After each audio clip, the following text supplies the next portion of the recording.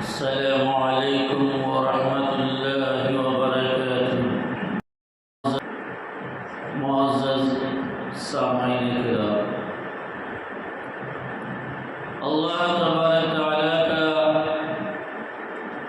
بہت ہی بڑا فضل و کرم احسان ہوا کہ اللہ تبارک تعالیٰ نے ہم سبوں کو جمعے کی نماز ادا کرنے کے واسطے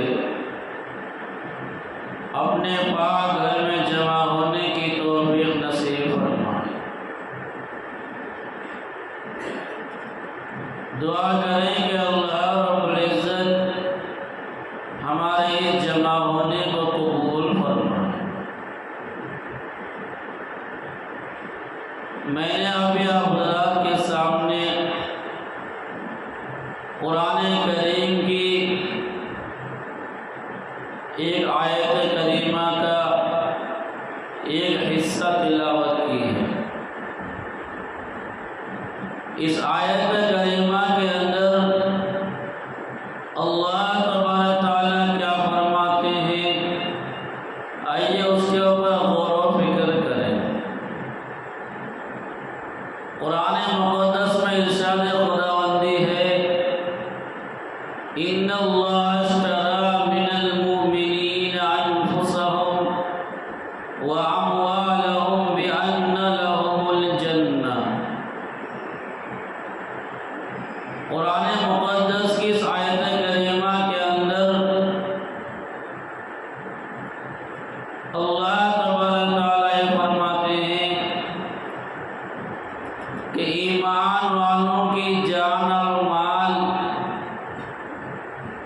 ایمان والوں کی جان اور مال اللہ نے جنت کے بدولت خرید لیا ہے۔ قرآن مقدس کی اس آیت کریمہ سے ہمیں یہ پتہ چلتا ہے کہ ہمارے پاس جو کچھ بھی ہے، جو بھی مال ہمارے پاس ہے،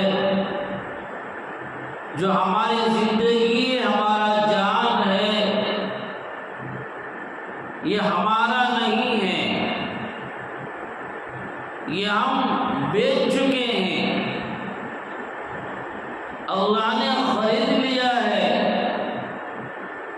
گویا کہ ہمارا مال اور ہمارا جان ہم بکے ہوئے ہیں۔ جس طرح ہم دنیا کے اندر ایک سامان کو خریدتے ہیں،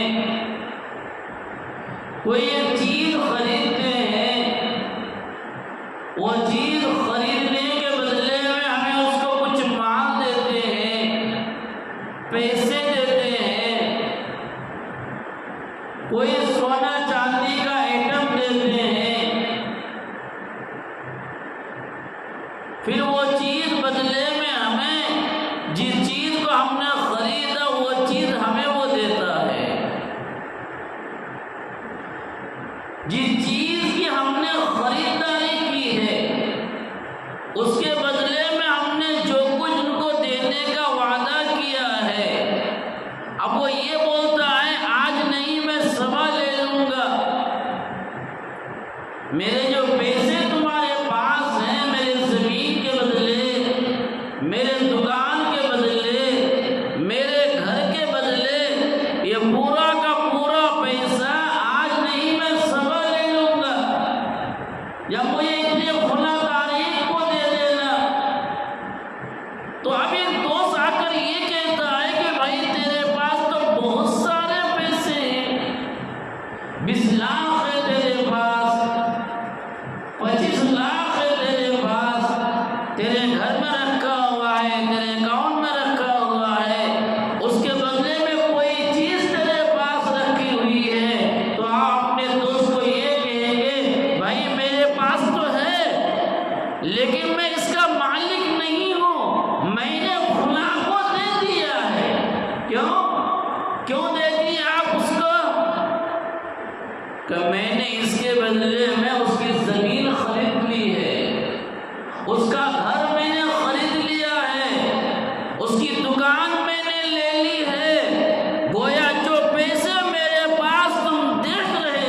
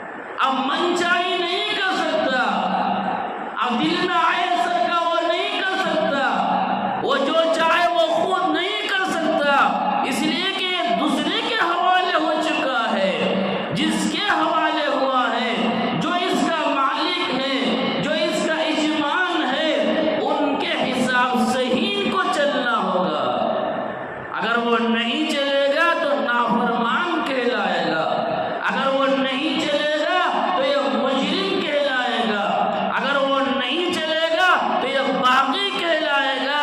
یہ دوسرے کے حوالے ہو چکا ہے، جس کے حوالے ہوا ہے اس کے ماتحتی میں چلنا ہوگا۔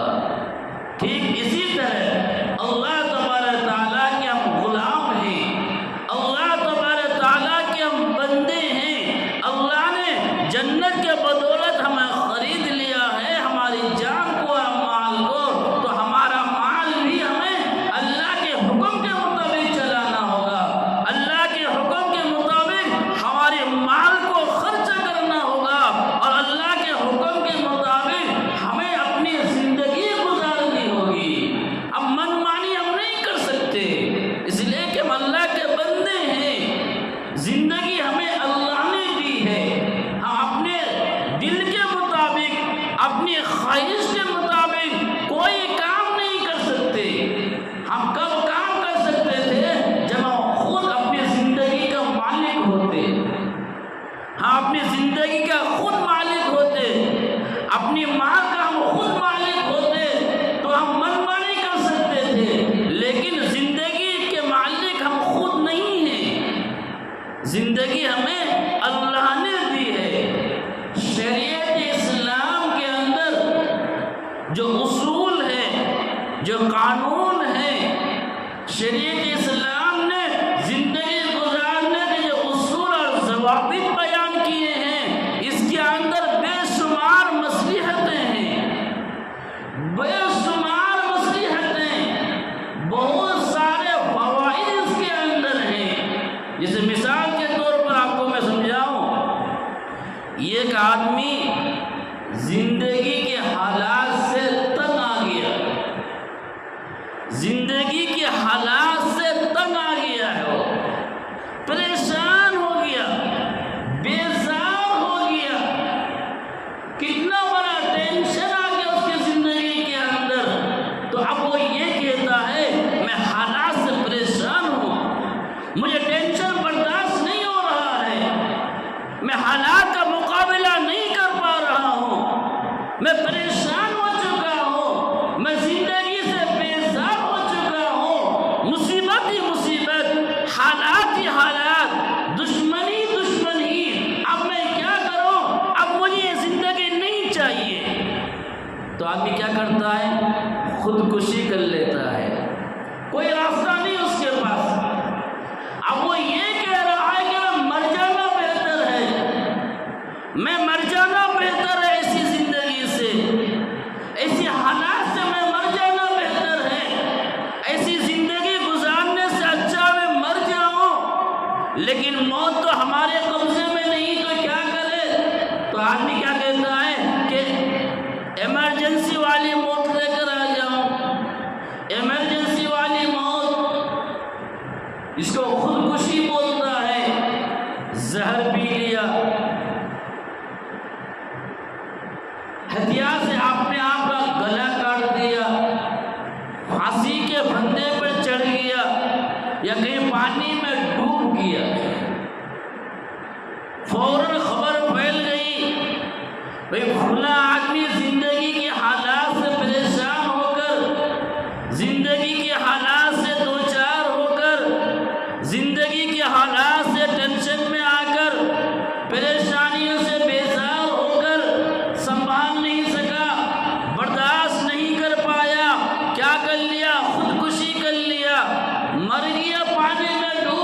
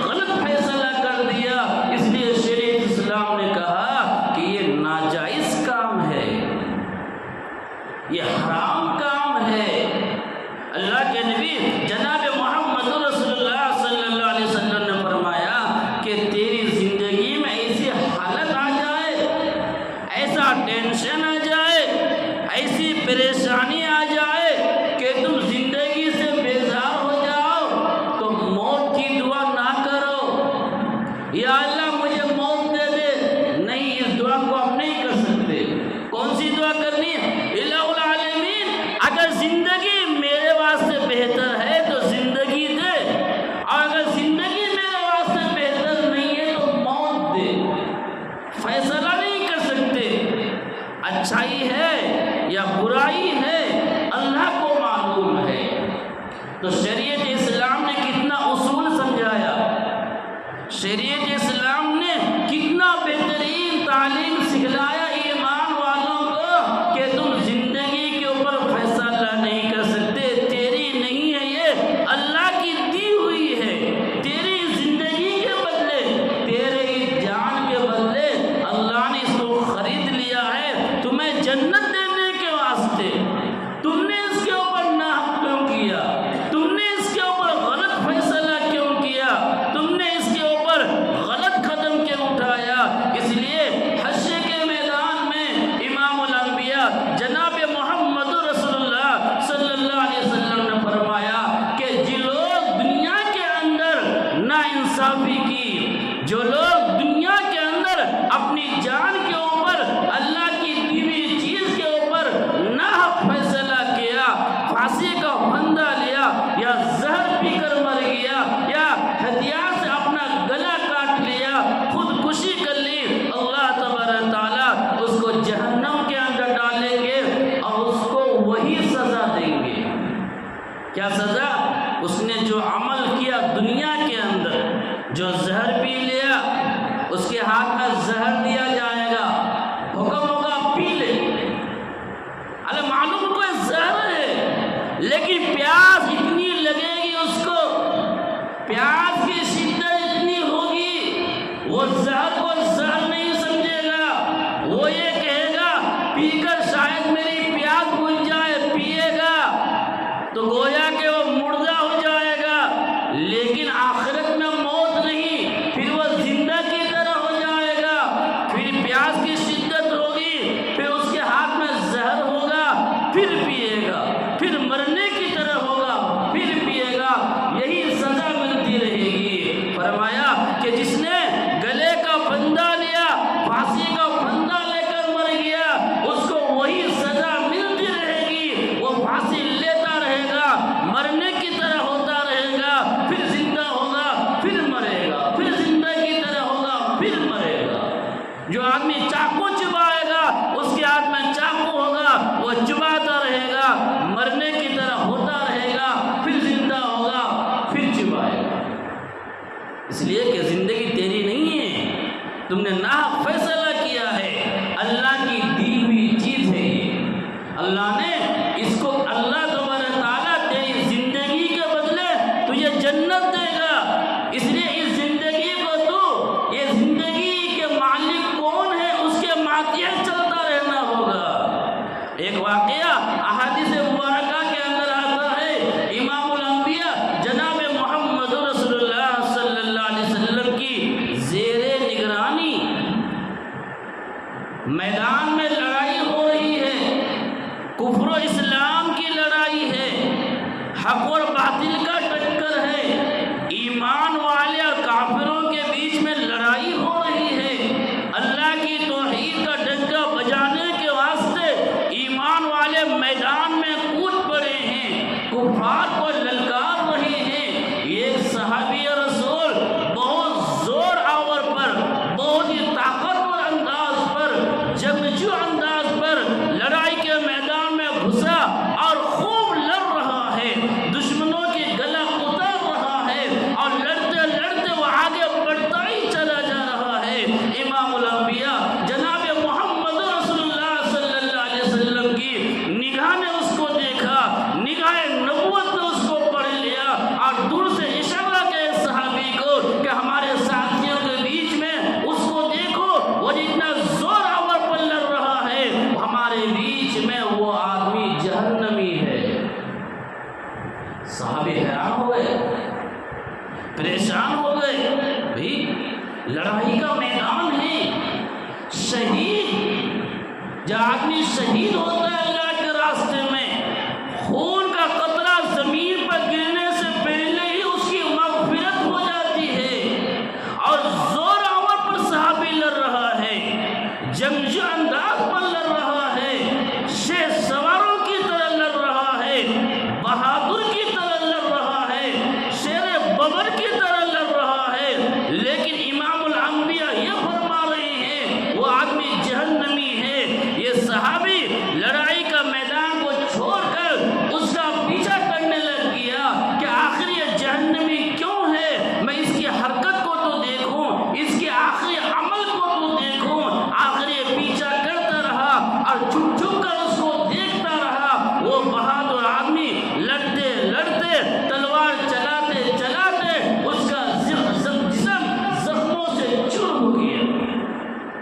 جسم زخموں سے چور ہو گیا.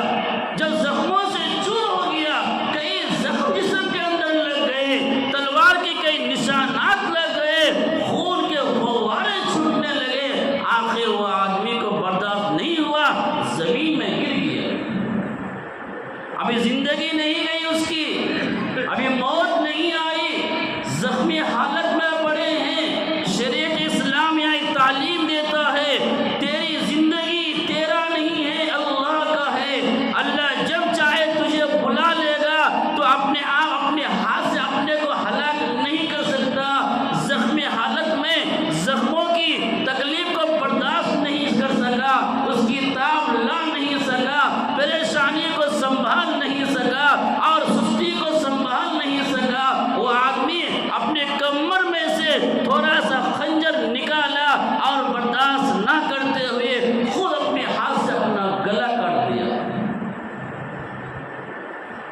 شہید نہیں ہوا وہ، حالانکہ لڑتے لڑتے زخمی ہو گیا.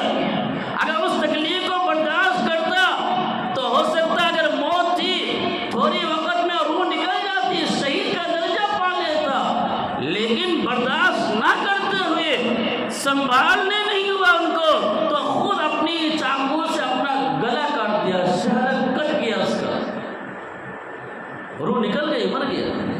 ایمرجنسی والی موت آ گئی. وہ آدمی، وہ صحابی جو پیچھے چھپ چھپ کر اس کا پیچھا کر رہا تھا، دوڑا ہوا آیا اور امام الانبیاء جناب محمد رسول اللہ صلی اللہ علیہ وسلم کی خدمت میں سارا واقعہ بیان کیا.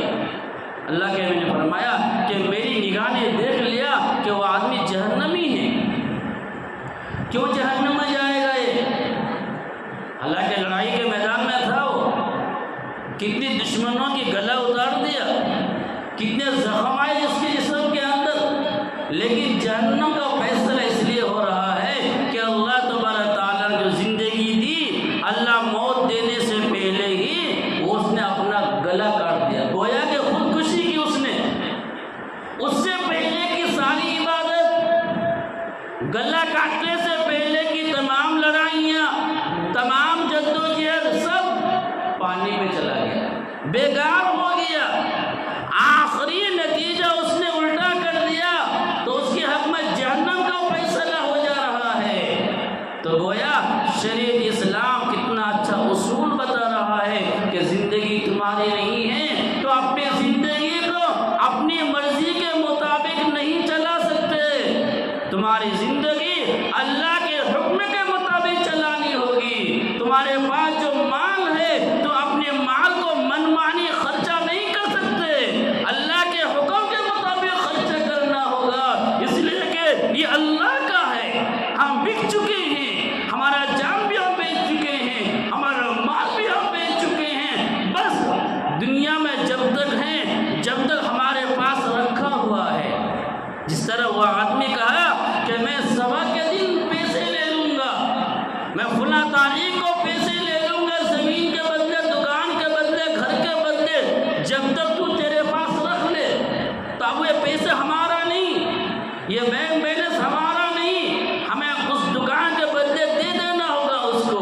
اسی طرح جب تک ہماری زندگی ہے، ہمارا مال، ہمارا جان ہمارے پاس بطور امانت رکھی ہوئی چیز ہے، ہمارا نہیں ہے.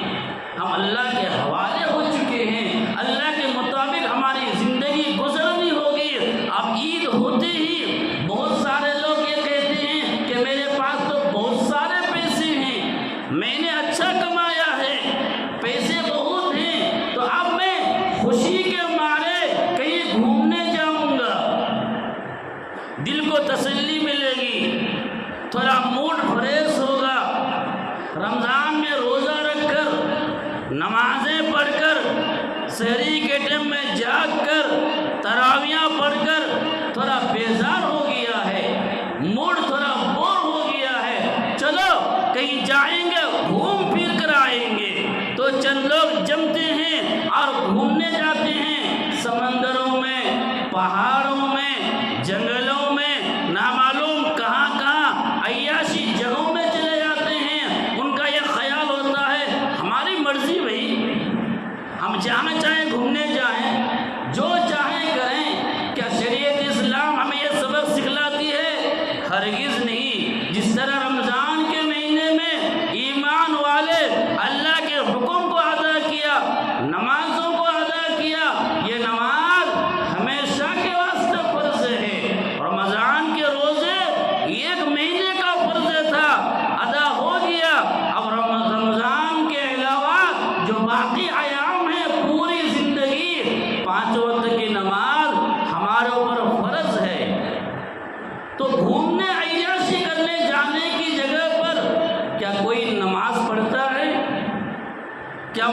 جہاں زیادہ ہوتی ہے وہاں تو عیاشی عیاشی، گناہ ہی گناہ، منمانی ہی منمانی۔